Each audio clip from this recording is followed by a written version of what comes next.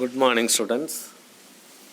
இந்த செஷனில் நம்ம செகண்ட் லா ஆஃப் தெர்மோடைனமிக்ஸ் என்ன அப்படிங்கிறத நம்ம பார்ப்போம்.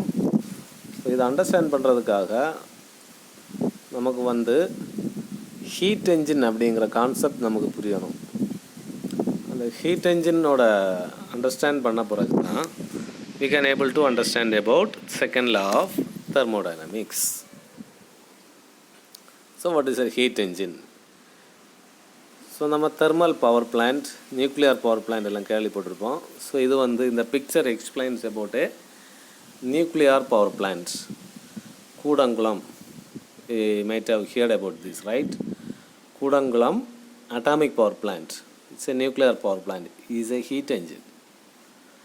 அது ஹீட் மூலமாக ஒர்க்கு டெவலப் பண்ணுறது, பவர் டெவலப் பண்ணுற ஒரு டிவைஸ்.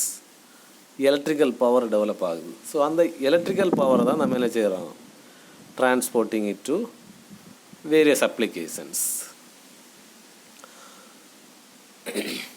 ஸோ நமக்கு என்ன தெரியுதுன்னா, அப்போ நியூக்ளியர் பவர் பிளான்ட்டுங்கிறது ஒரு heat engine which converts heat energy into work. Okay, heat into work. So அதோட பேசிக் என்ன அப்படிங்கிறது, அதில் என்ன நடக்குது அப்படின்னா, ஒரு பேசிக்கலாக ஓவரால் பிக்சர் என்ன அப்படிங்கிறது இந்த இமேஜில் நமக்கு தெரியும். அந்த நியூக்ளியர் பவர் பிளான்ட்டில் என்ன இருக்குன்னா, ஒரு கண்டெய்ன்மெண்ட் பில்டிங் இருக்கும். அந்த கண்டெய்ன்மெண்ட் பில்டிங்கில் நியூக்ளியர் ரியாக்ஷன்ஸ் நடக்கும். அந்த நியூக்ளியர் ரியாக்ஷனில் ஹீட் லிபரேட் ஆகும், enormous amount of heat energy வரும். அந்த heat energy we are utilizing that heat energy to vaporize வாட்டரை வேப்பரைஸ் பண்ண வைக்கிறோம். ஸோ அந்த ரியாக்டர் வெசலை சுற்றி நம்ம வாட்டர் கோல்டு வாட்டர் சர்க்குலேட் ஆகும். அந்த ரியாக்டர் வெசலில் டெம்பரேச்சர் பார்த்திங்கன்னா about 2000 டிகிரி சென்டிகிரேட் வரை இருக்கும். நார்மலாக 100 டிகிரி சென்டிகிரேட்லேயே நம்ம என்ன செய்யும், வாட்டர் வேப்பரைஸ்ட் ஆகிரும். But 2000 degree centigrade means it become super heated. Okay, super heated stream, heavy pressurised ஸ்டீமாக டெவலப் ஆகும். ஸோ இந்த ஹெவி ப்ரெஷரைஸ்டு ஸ்டீம் என்ன பண்ணுவோம்னா, இந்த டர்பைனில் ஹிட் ஆகும். டர்பைன்னா ரொட்டேட்டிங்ஸ் ஆப்ஜெக்ட், அது ரொட்டேட் ஆகும். ஸோ ரொட்டேட் ஆகும்போது ஒர்க்கு நமக்கு வெளியில் வருது. ஸோ இந்த டர்பைனோட சாப்டை we are connecting to a ஜெனரேட்டரில் கப்பல் பண்ணுறோம். ஜெனரேட்டர் என்ன, எலக்ட்ரிக்கல் எனர்ஜியை ஜெனரேட் பண்ணோம். அதை என்ன செய்கிறோன்னா, நம்ம transmit to various applications. So இதுதான் பவர் பிளான்ட். ஸோ இங்கே ஹீட் இன்புட்டாக கொடுத்து நம்ம என்ன பண்ணுறோம், ஒர்க்கு டர்பைனில் ஒர்க்கு டெவலப் பண்ணுது. அந்த ஒர்க்கு மூலமாக நம்ம என்ன செய்யறோம், எலக்ட்ரிக்கல் பவர் ஜெனரேட் பண்ணுறோம். So this is heat engine which converts heat into work. சால். Okay, let us understand with an animation. Okay, ஒரு அனிமேஷனோட இந்த நியூக்ளியர் பவர் பிளான்ட்டோட பேசிக்கை we will understand. ஸோ இந்த அனிமேஷனில் you can able to see the containment vessel. So liquid water in liquid state இது வழியாக அந்த பம்பு மூலமாக பம்ப் பண்ணி நம்ம எங்கே என்ன செய்கிறோம், ரியாக்டர் வெசலில் நம்ம சர்க்குலேட் பண்ண வைக்கிறோம். ஸோ இந்த ரியாக்டரில் ஹீட் இருக்குது, 2000 டிகிரி சென்டிகிரேட். அந்த ஹீட் ஹை டெம்பரேச்சர்னால இந்த லிக்யூட் ஸ்டேட்டில் இருக்கிற வாட்டர் சூப்பர் ஹீட்டட் ஸ்டேட்டாக வேப்பராக மாறுது. அந்த ஹெவி ப்ரெஷரைஸ்டு வேப்பர் என்ன ஆகுது, இந்த டர்பைனில், சரியா, இந்த டர்பைனில் ஹிட் ஆகுது. இந்த டர்பைன் ரொட்டேட்டிங் டிவைஸ். அந்த டர்பைனோட சாப்ட் இஸ் கனெக்டட் வித் ஜெனரேட்டரில் நமக்கு என்ன, எலக்ட்ரிக்கல் எனர்ஜி ஜென்ரேட் ஆகுது. இந்த electrical energy is transmitted to the applications. So இந்த லிக்விட் வாட்டர், இந்த சூப்பர் ஹீட்டட் ஸ்ட்ரீமில் இருக்கிற சூப்பர் ஹீட்டட் ஸ்ட்ரீமாக இருக்கிற இந்த water particles after delivering power, okay, இந்த டர்பைனில் பவர் டெவலப் பண்ண பிறகு அந்த சூப்பர் ஹீட்டட் ஸ்டீம் என்ன செய்கிறது, இந்த நியர் அபவுட் வேப்பர் ஸ்டேட்டில், சரியா, வேப்பர் ஸ்டேட்டில் இந்த கண்டென்சரில் வருது. இந்த கண்டென்சரில் என்ன யூஸ் பண்ணுறோன்னா இந்த கோல்டு வாட்டர் சர்க்குலேட் பண்ணுவோம். இன்டைரக்டாக we will take it from sea. Cold water வந்து சர்க்குலேட் பண்ணுறோம். இந்த கோல்டு வாட்டர் என்ன பண்ணுவோம்னு சொன்னால் அந்த சூப்பர் ஹீட்டட் ஸ்டீமில் இருக்கிற அந்த ஹீட்டை வந்து இந்த கோல்டு வாட்டரை அப்சார்ப் பண்ணும். அப்போ ஹீட் வந்து லிபரேட் ஆகும். ஹீட் வந்து இந்த கோல்டு வாட்டரில் வெளியில் போகுது கொஞ்சம் ஹீட்.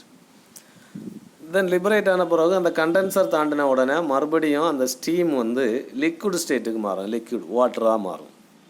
ஸோ அந்த லிக்விட் வாட்டரை ஒன்ஸ் அகெயின் இந்த பம்பு, ஓகே, இந்த பம்பு என்ன பண்ணுவோன்னா அந்த வாட்டரை pump it to the once again to the reactor vessel. பம்புக்கு நம்ம small amount of work input கொடுக்கணும். அந்த ஒர்க் இன்புட்டை வச்சு இந்த வாட்டரை once again it pump it to the reactor vessel. மறுபடியும் இந்த வாட்டர் வந்து ஹீட்டட் சூப்பர் ஹீட்டட் ஸ்டேட்டுக்கு ஆகும், ஹெவி ப்ரெஷரைஸ்டாக மாறும். அது மறுபடியும் டர்பைனில் சுற்றி டர்பைனில் ஹிட் ஆகும், டர்பைன் சுற்றி ஜென்ரேட்டரில் பவர் ஜென்ரேட் ஆகும். ஸோ இதே ப்ராசஸ் திருப்பி நடந்துகிட்டு இருக்கோம். So it is a cycle. So heat என்ஜினில் ஒரு சைக்கிளிக் ஆப்ரேஷன்ஸ் நடக்குது. ஒரே மாதிரி ஆப்ரேஷன்ஸ் திருப்பி நடந்துகிட்ருக்கு. இந்த ஆப்ரேஷனில் என்ன நடக்குது? ஹீட்டு இன்புட்டாக கொடுக்குறோம், ஒர்க்கு நமக்கு அவுட்புட்டாக நமக்கு கிடச்சிட்ருக்கு. So this is a heat engine. ஹீட்டை இன்புட்டாக கொடுத்து ஒர்க்கை டெவலப் பண்ணுற டிவைஸ் தான் heat engine. So okay, we understand about basic of nuclear power plant. Then similarly we will understand about thermal power plant. This is also a heat engine, thermal power plant. So this picture is Thoothukudi thermal power station. Okay, picture of Thoothukudi thermal power station. We might have heard about this. So in a coal fired thermal power plant, coal, with the help of burning coal we generate heat about 2000 degrees centigrade, and with that heat we are going to develop power, especially electrical power. Okay, அதுவும் வந்து நமக்கு ஒரு heat engine தான். So இந்த heat engine பார்த்தோன்னா similar same as nuclear power plant. அங்கே heat எப்படி கிடைக்கும்? நியூக்ளியர் பவர் பிளான்ட்டில் நியூக்ளியர் பம்பார்ட்மெண்ட், நியூக்ளியர் ரியாக்ஷனால் ஹீட் எனர்ஜி லிபரேட் ஆகும். பட் ஹியர் இந்த கோல் வந்து பேர்ன் ஆகிறதுனால, coal firing, when we are burning coal, அந்த கோல் ஹீட் ஆகும்போது கோலை வந்து பேர்ன் பண்ணி we are generating heat energy, we are supplying heat, input heat. Okay, we are supplying input heat like here. So இது வழியாக input ஹீட்டை நம்ம என்ன செய்கிறோம்? உள்ளாடி கொடுக்குறோம். ஹீட்டை உள்ளாடி கொடுத்து வாட்டரை வந்து சூப்பர் ஹீட்டட் ஸ்டேட்டாக ப்ரெஷரைஸ்டு ஸ்டேட்டில் மாற்றி அந்த ப்ரெஷர் என்ன செய்யும்? இந்த டர்பைனில் ஹிட் ஆகுது. இந்த டர்பைனில் ஒர்க்கு நமக்கு டெவலப் ஆகுது, வெளியில் வருது, சரியா? ஒர்க் அவுட்புட்டாக வருது. அதை ஜென்ரேட்டரில் கொடுத்து ஜென்ரேட்டரோட சாஃப்டோட கனெக்ட் பண்ணி நம்ம என்ன செய்யணும்? எலக்ட்ரிக்கல் பவரை ஜெனரேட் பண்ணுறோம்.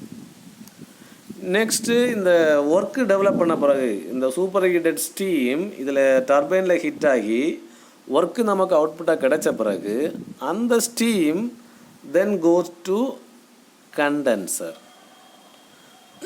கண்டென்சர் அப்படின்னா அதில் வந்து கோல்டு வாட்டர் சர்க்குலேட் ஆகிட்டு இருக்கும். கோல்டு வாட்டர், ஹாட் வாட்டர் இன்லெட்டாக இருந்ததுன்னா அது இதில் வந்து ஹாட் வாட்டர் வரும். அந்த ஹாட் வாட்டரை வந்து இந்த இதில் கோல்டு வாட்டராக டவர், ஓகே, கூலிங் டவரில் இருந்து கோல்டு வாட்டராக கன்வெர்ட் ஆகும். கோல்டு வாட்டர் என்ன செய்கிறோம்? இங்கே வருது. இந்த கோல்டு வாட்டர் வந்து இந்த ஸ்டீமில் ஸ்ப்ரே ஆகிறதுனால இந்த சூப்பர் ஹீட்டட் ஸ்டீம் வந்து ஒன்ஸ் அகெயின் லிக்விட் ஸ்டேட்டாக மாறும். ஸோ அந்த லிக்விட் வாட்டர் என்ன செய்யுது? மறுபடியும் நம்ம ரியாக்டர் வெசலுக்கு இந்த பம்பு மூலமாக, பம்புக்கு ஒரு small amount of input work கொடுக்கணும். அந்த பம்பு மூலமாக என்ன செய்யுது? அந்த பவர், அந்த கோல்டு வாட்டர் வந்து once again goes to the furnace, okay, boiler. இங்கே வந்து என்ன செய்கிறோம்? கோலோட ஹீட்டை யூஸ் பண்ணி மறுபடியும் ஒன்ஸ் அகெயின் சூப்பர் ஹீட்டட் ஸ்டீமாக மாறி ஒர்க்கை டெவலப் பண்ணும். ஸோ இதே சைக்கிள் திருப்பி நமக்கு நடந்துகிட்ருக்கோம். ஸோ இதுதான் வந்து தெர்மல் பவர் பிளான்ட்டோட பேசிக் பிரின்சிபிள். ஸோ இதோட பிளாக் டயக்ராம், ஹீட் என்ஜினோட பிளாக் டயக்ராம் எப்படி இருக்கும் அப்படின்னு நம்ம பார்த்திங்கன்னா இதுதான் block diagram of a heat engine. Okay, இங்கே பாருங்கள், block diagram of a heat engine. இந்த ஹீட் என்ஜினில் பார்த்திங்கன்னா நம்ம என்ன இருக்குது? முதல்ல ஒரு பாய்லர் இருக்குது. ஓகே, நமக்கு தெரியும், நம்ம இப்போ ஆல்ரெடி பார்த்துட்டோம். பாய்லர் இருக்குது. இந்த பாய்லரில் சூப்பர் ஹீட்டட் ஸ்ட்ரீமாக நமக்கு டெவலப் ஆகுது. அதை என்ன டர்பைனில் ஹிட் ஆகி ஒர்க்கு நமக்கு அவுட்புட்டாக வருது. ஒன்ஸ் அகெயின் என்ன பண்ணுறான், அந்த ஸ்டீமை வந்து கண்டென்சரில் ஹீட் லாஸ் ஆகுது. சரியா, கோல்டு வாட்டர் சர்க்குலேட் ஆகி ஹீட்டை ரிமூவ் பண்ணிவிட்டு மறுபடியும் என்ன பண்ணுறோம், லிக்விட் ஸ்டேட்டாக மாற்றுறோம். அந்த லிக்விட் என்ன செய்கிறோம், பாய்லரில் ஃபீட் பண்ணி மறுபடியும் சூப்பர் ஹீட்டட் ஸ்டேட்டாக மாற்றி அப்படி நம்ம ஒர்க்கு கண்டினியூஸாக ஒர்க்கு டெவலப் ஆகிட்டு இருக்கு. ஓகே, ஸோ இதை பாருங்கள், இதுதான் ஹீட் என்ஜின்.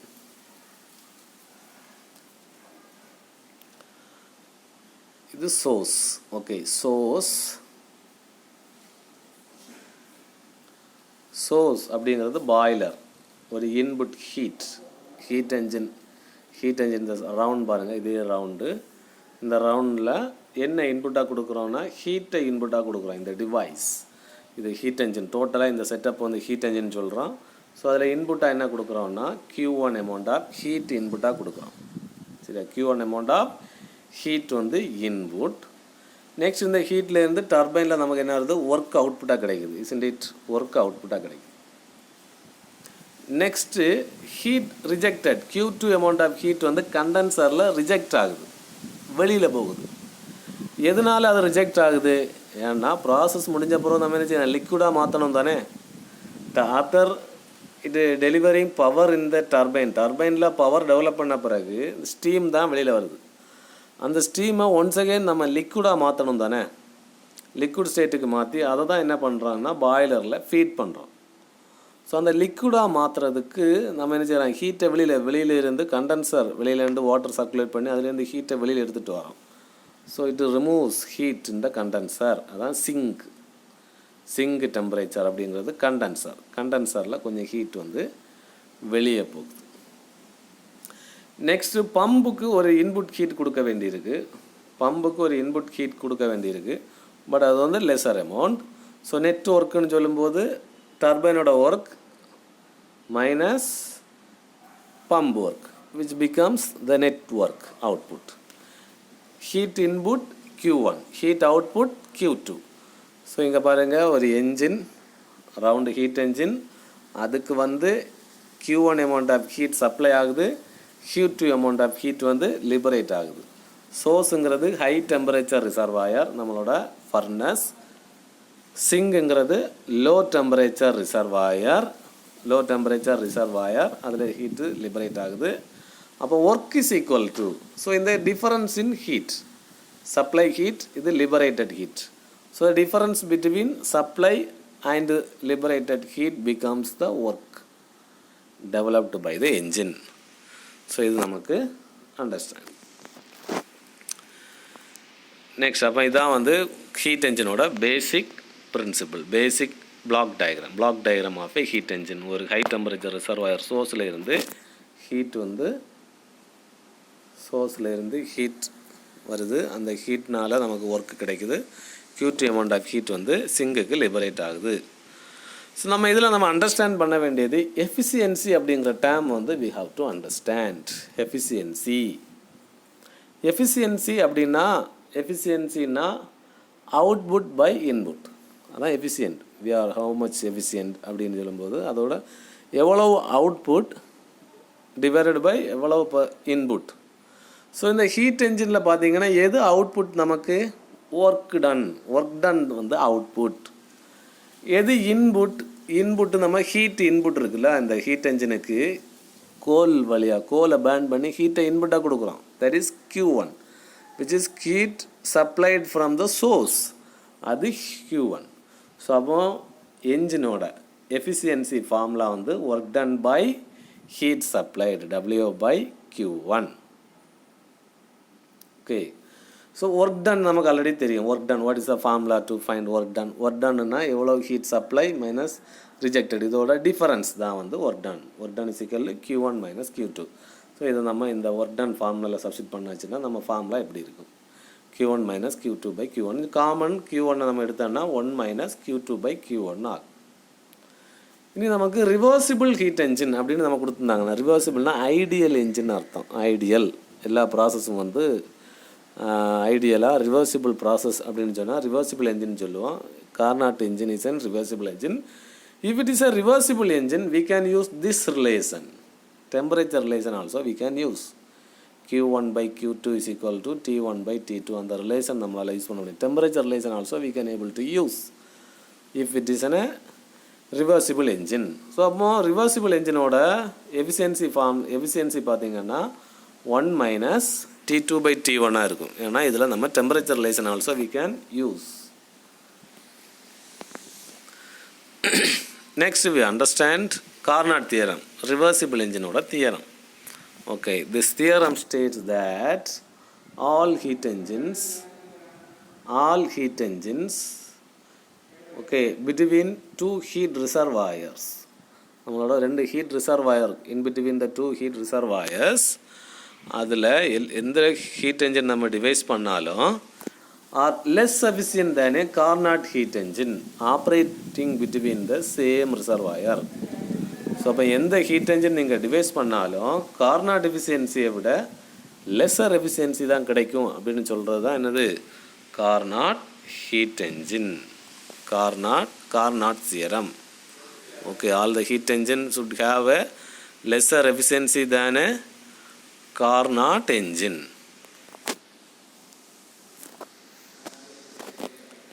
ஸோ இதில் நம்ம ஒரு ப்ராப்ளம் அண்டர்ஸ்டாண்ட் பண்ணோம். Let us understand one problem. So இந்த problem, an inventor claims to have developed an efficient heat engine. ஒரு இன்வென்டர் வந்து ஒரு efficient heat engine is going to develop which would have a heat source of 1000 degrees centigrade. So source temperature is 1000 degrees centigrade and reject heat to a sink temperature is 50 degrees centigrade. Sink temperature is 50 degrees centigrade and gives an efficiency 90%. Justify whether his claim is possible or not. இவரோட claim 90% efficiency கிடைக்கும்னு அவர் சொல்கிறாரு inventor. நமக்கு அந்த efficiency is it possible, இந்த இப்படி ஒரு device நம்ம வந்து இது பண்ண முடியுமான்னு சொல்லிட்டு நம்ம ஜஸ்டிஃபை பண்ணி சொல்லலாம். இங்கே வந்து given data T1 temperature, source temperature 1000 degree centigrade, அதை வந்து கெல்வினில் வி ஹாவ் டு கன்வெர்ட். கெல்வினில் மாற்றதுக்காக we have to add it by 273. So 1000 + 273 comes 1273 Kelvin. So similarly T2 is given 50 degree centigrade which is equal to 50 + 273, so 323 Kelvin. Efficiency 90% நமக்கு கொடுத்துருக்காங்க. இவரோட claim வந்து is it possible this engine. So நம்ம possible இல்லை அப்படின்னு Carnot theorem வச்சு நம்ம என்ன செய்யலாம், we can able to verify. Carnot theorem says that Carnot engine has a maximum efficiency, isn't it? Carnot engine இந்த டெம்பரேச்சர் டிஃபரன்ஸில் ஒரு கார்னாட் என்ஜின் டிவைஸ் பண்ணியாச்சுன்னா அதுதான் மேக்ஸிமம் எஃபிஷியன்சி இருக்கும். அதை விட லோவர் எஃபிஷியன்சி தான் ஒரு என்ஜினால் டெவலப் பண்ண முடியும்னு சொல்கிறது தான் கார்னாட் என்ஜின். ஓகே, என்ஜினோட எஃபிஷியன்சி கார்னாட் என்ஜினோட லோவர் வேல்யூவாக இருந்துச்சுன்னா possible. If it is greater than Carnot எஃபிஷியன்சினா it is not possible. So first we find about Carnot efficiency. Carnot efficiency we can make use of temperature relation formula, isn't it? Temperature relation 1 minus T2 by T1. We substitute this, we will get the value of 0.7463. So percentage means into 100, so 74.63%. But our question la 90% efficiency கிடைக்குதுன்னு சொல்றாரு. But Carnot efficiency 74 தான் கிடைக்குது. அப்போ நம்ம 90% efficiency நமக்கு it is not possible. So என்ஜினோட efficiency வந்து Carnot efficiency அதிகமாக சொல்கிறாரு. So his claim is not possible அப்படின்னு நம்ம முடிச்சிடலாம். Next you will understand another problem. Okay, a heat engine operates between source temperature 600 and sink temperature 60. So source temperature 600, sink temperature is 60.